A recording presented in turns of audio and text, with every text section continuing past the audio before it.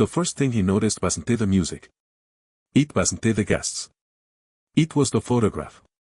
It sat there quietly on top of the piano, a small black and white frame most people would be walked past without a second glance. But the moment the old man saw it, something inside him cracked. Not loudly. Not dramatically. Used a thin, almost polite sound, like a hairline fracture spreading through glass. He stood up as if he needed air. Or forgiveness. Or maybe just a moment alone. His hand brushed his chest, fingers trembling, and then the chain around his neck snapped. Bills scattered across the floor, rolling gently under tables, catching the warm yellow light like tiny moons. He fell. Right there, in the middle of a restaurant filled with people who thought they were watching a birthday dinner. And the woman beside him, she didn't scream. She didn't rush to help. She stepped over his body and knelt down, calmly gathering the pearls, one by one, as a familiar piano melody drifted through the room. Soft. Heavy. Sad in a way that felt almost polite. A Sunday kind of sadness. By the time the paramedics arrived, the old man was already gone. The news spread fast. Faster than anyone expected. Within hours, headlines were calling him a hero. A savior. A man who had once rescued more than 1,000 lives during the war. Candles appeared outside the restaurant. People cried for a man they never met. But behind the kitchen door, the owner of the restaurant uncorked a bottle of champagne. He poured 2 glasses. Carried them into the back.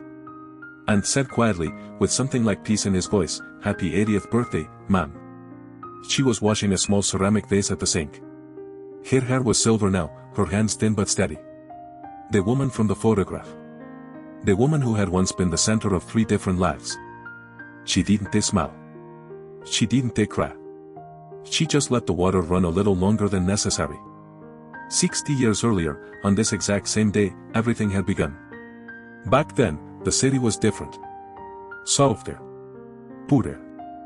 Still pretending the future could be controlled if you held on tightly enough. The restaurant wasn't famous yet.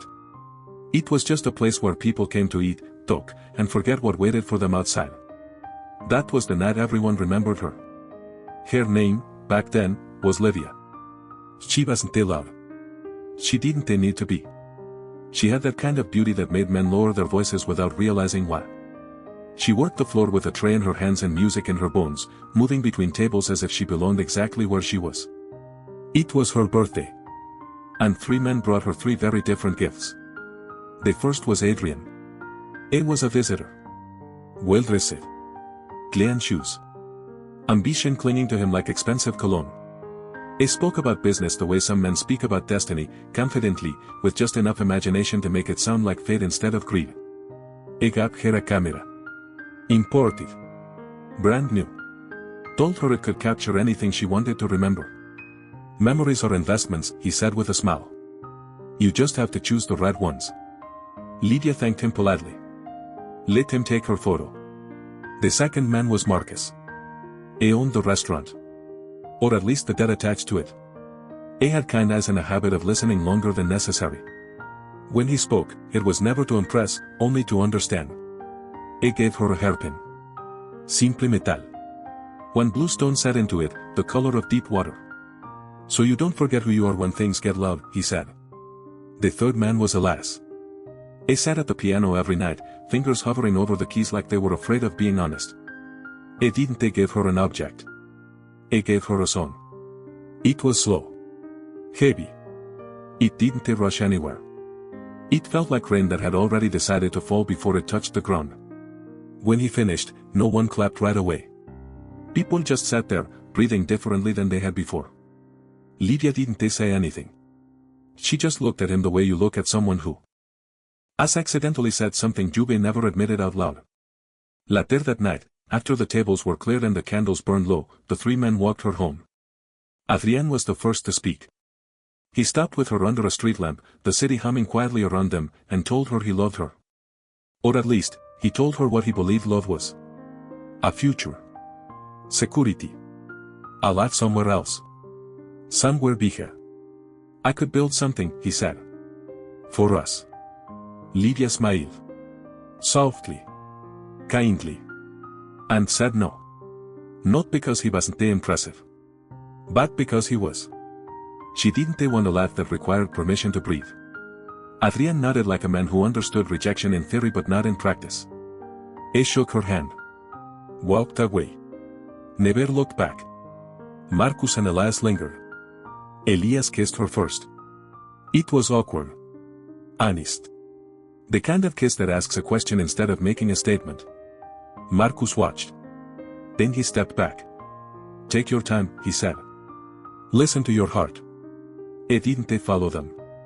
That night, Marcus stood alone by the river, hands in his coat pockets, watching the lights ripple across the water. He didn't notice the sound behind him until it was almost too late. Someone had jumped. It was Adrian. Cold. Panicked. Not thinking clearly. Marcus pulled him out. Wrapped him in his coat. Talked about food. About recipes. About how butter and garlic and meat didn't make sense on their own but somehow worked when you respected them. Adrian listened. Shaking. Alive. You saved me, he said before leaving the next morning. I won't forget this. Marcus smiled. He believed him. Back at the restaurant, life settled into something strange and beautiful. Lydia didn't choose between Marcus and Elias. She chose both. Marcus gave her stability. Quiet mornings. Safety. A place to land. Elias gave her music. Fide. A way to feel everything without explanation. And somehow, instead of tearing them apart, it worked. They shared meals. Shared laughter. Shared a kind of understanding that didn't need rules. Marcus handled the business. Elias played the piano. Lydia moved between them like the center of gravity neither of them wanted to disturb. The song Elias wrote began to spread. People asked for it by name. Radio stations played it late at night. Letters for art. Some grateful. Some unsettling. Elias tried not to read too many of them. Marcus noticed when his smiles became shorter. One night, on the rooftop, drinking cheap wine and watching the city glow, Elias admitted something he hadn't said out loud before. I don't know what this song means, he said. People keep telling me what it did to them, and I don't recognize myself in their words. Marcus told him not to worry. Art wasn't supposed to explain itself. Elias heard something else entirely. A distance. A difference. And for the first time, the balance shifted. Used a little. Not enough to break anything yet. But enough to make the silence louder than the music. By the time anyone realized something was wrong, the song had already escaped them. It slipped out of the restaurant and into living rooms, into late-night radio hours, into places where people sat alone with their thoughts and let the music do the talking they didn't know how to start. Some said it comforted them. Others said it unsettled them. A few whispered that it followed them, that it stayed longer than it should. Elias tried to laugh it off. It really did. He told himself that people always needed something to blame when the world felt too heavy, and music was an easy target. But some nights, after the restaurant closed and the chairs were flipped onto tables, he stayed behind, sitting at the piano without playing a single note, staring at his hands like they belonged to someone else. Lydia noticed first. She always did. She'd find him on the rooftop, leaning against the railing, eyes fixed on nothing, cigarette burning down between his fingers even though he barely smoked. When she asked what was wrong, he'd shrug, give her that crooked half-smile she loved so much, and say he was just tired. Marcus noticed too, though he pretended not to. He had a talent for pretending. Not in a dishonest way. More like a survival instinct. He believed that most problems could be solved by staying calm, keeping people fed, and choosing your words carefully. He built his entire life on that philosophy. But even Marcus couldn't ignore the letters forever. They arrived folded too neatly. Written too carefully. Stories about people who listened to the song on Sundays. Stories about memories they couldn't escape. About regrets that suddenly felt unbearable. Marcus started intercepting them before Elias could read them all. He told himself it was protection. Maybe it was control. Probably it was both. One evening, after a particularly crowded night, the three of them sat together upstairs, plates of half-eaten food between them, the city humming below like a distant engine. Elias broke the silence. Do you ever wonder, he said slowly, if some things are better left unsaid? Marcus looked up from his glass. Music don't work like that. That's exactly my point, Elias replied. Once it's out there, it doesn't belong to you anymore. Lydia reached for his hand. You gave people something real. That matters. Elias squeezed her fingers, but his eyes stayed dark. Does it? Marcus smiled, but it didn't reach his eyes. You're overthinking it. People feel things. That's not a crime. Elias laughed under his breath. Depends on the time we're living in. That was the first time the war crept into their conversations. Quietly. Casually. Like it wasn't about to tear everything apart. Within weeks, uniforms became common on the streets. Flags changed. Voices lowered. People learned which topics to avoid and which doors not to knock on. And then Adrian came back. He arrived one evening just before closing, flanked by men who didn't look like they belonged to the world of music and candlelight. His posture was different now. Straighter. Sharper. Authority hung off him like a tailored coat. Marcus recognized him immediately. For a brief moment, relief flickered across his face. A familiar face in unfamiliar times. Someone who owed him something. Adrian, Marcus said carefully. It's been a while. Adrian smiled, but it was a different kind of smile now. One that measured instead of invited. You'll address me properly, he said, his voice calm but firm. Rank matters. The room went quiet. Marcus nodded. Apologized. Because that's what you did when the balance of power shifted overnight. Adrian walked past him without another glance and headed straight for the piano. Elias froze. 3 years earlier, Marcus had made it very clear. No one touched that piano without permission. It wasn't about rules. It was about respect. Adrian sat down anyway. Pressed a few keys. Loud. Round. Marcus felt something twist in his chest, but he said nothing. That night, Adrian returned with a superior. A man who laughed too loudly and drank too much, the kind of person who expected the world to adjust around him. They ate. They drank. They praised the food. For a moment, it almost felt normal. Until closing time. Outside, the superior stumbled, bumped into Marcus, and went down hard. Marcus hit the ground too. Pain shot through his side. The superior stood up furious, face flushed, ready to make an example out of someone. You watch where you're going, he snapped, eyes narrowing. People like you, Adrian stepped in quickly. Smoothed it over. Apologized on Marcus' behalf like he was doing him a favor. That was when Elias and Livia came running back, drawn by the noise. The situation diffused, barely. The superior was ushered away. Adrian volunteered to walk Livia home. Marcus was too busy catching his breath to argue. The walk was quiet. Adrian tried again. He told Livia how he'd thought about her over the years. How some things never fade. How being with someone as pure as her couldn't they possibly be wrong. Lydia stopped at her door. She looked at him the way you look at a stranger who used to wear a familiar face. I don't belong to anyone, she said calmly. Especially not you.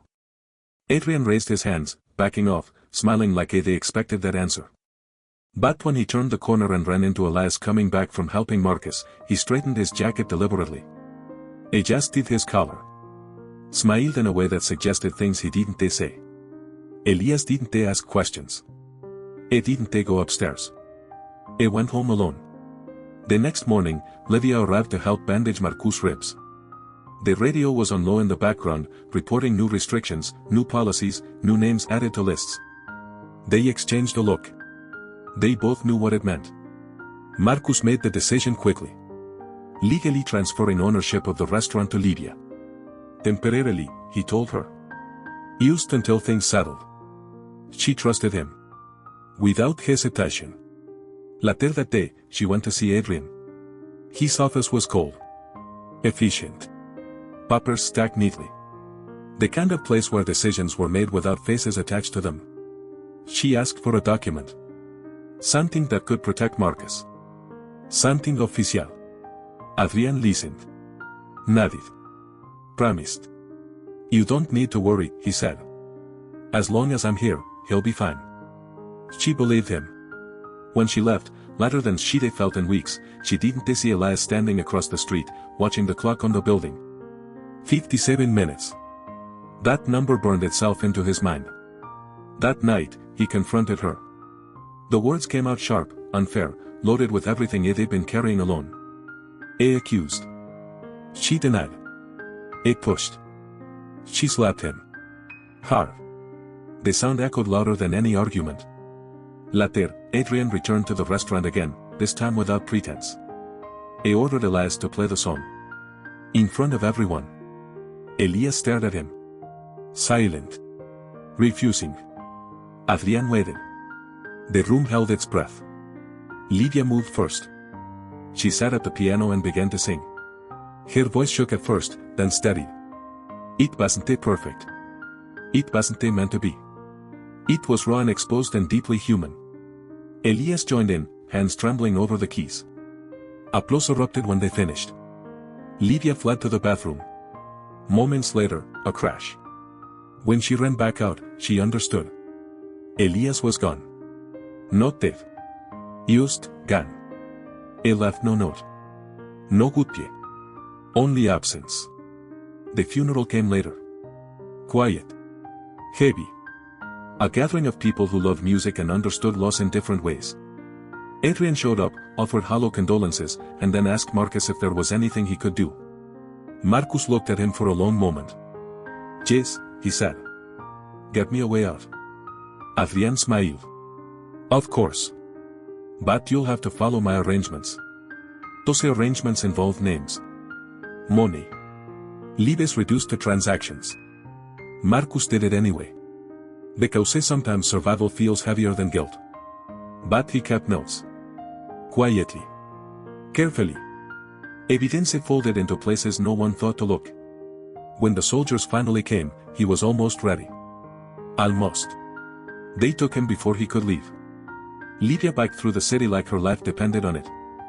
Found Adrian packing his bags. It promised again. So with her the document. Then left. At the train station, Marcus saw Adrian one last time. Ope flared. Then died. Adrian pulled someone else from the line instead. Someone more useful. The doors closed.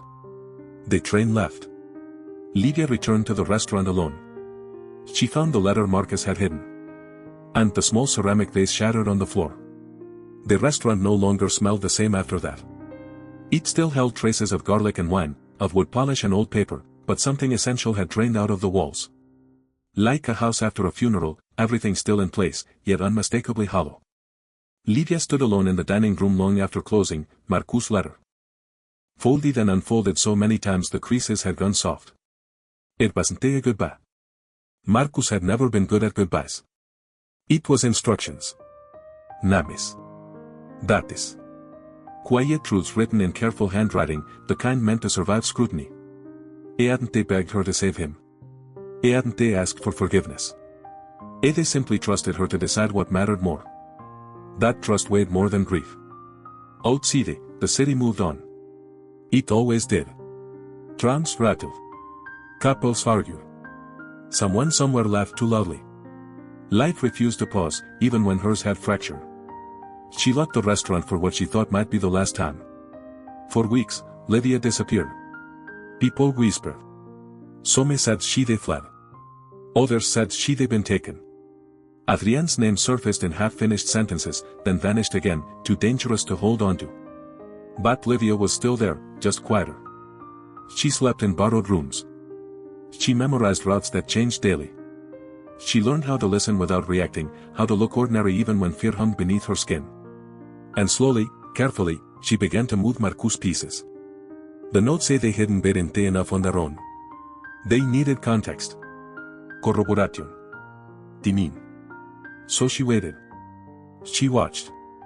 She learned who talked when they thought no one was listening. Months passed.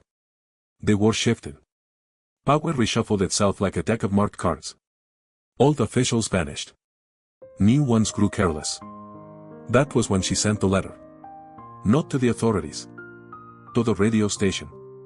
The same one that had first played Elias' song late at night, when loneliness made people brave enough to listen. The broadcast didn't accuse. It told a story. About a restaurant that fed everyone the same food no matter what uniform they wore. About a man who believed kindness was a form of resistance. About arrangements made under duress, and the cost of surviving them. And underneath it all, Elias' music played.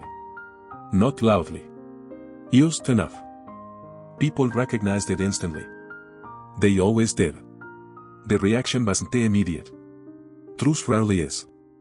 But conversations started. Then questions. Then investigations no one could stop once they gained momentum. Adrian heard rumors first. By the time he realized where they led, it was too late. It was summoned for clarification. A phrase that sounded harmless until the door closed behind him. Lydia never went to see him. She didn't need closure in the way people imagine it. Watching someone fall didn't restore what was lost. It just changes the shape of the silence. Marcus didn't come back.